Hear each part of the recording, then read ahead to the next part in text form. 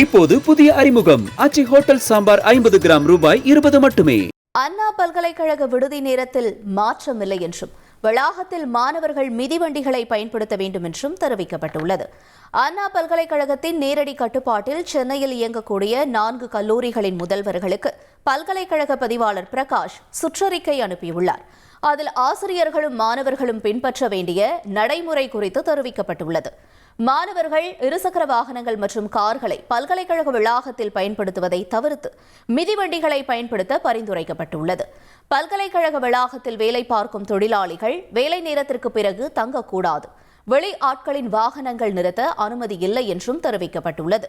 பாலியல் குற்றங்களை ஆய்வு செய்வதற்கான போஷ் கமிட்டி மாதந்தோறும் கூட்டத்தை கூட்ட வேண்டும்.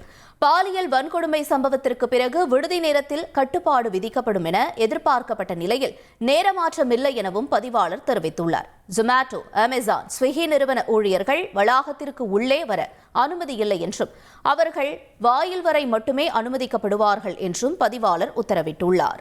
இப்போது புதிய அறிமுகம் அச்சி ஹோட்டல் சாம்பார் 50 கிராம் ரூபாய் 20 மட்டுமே.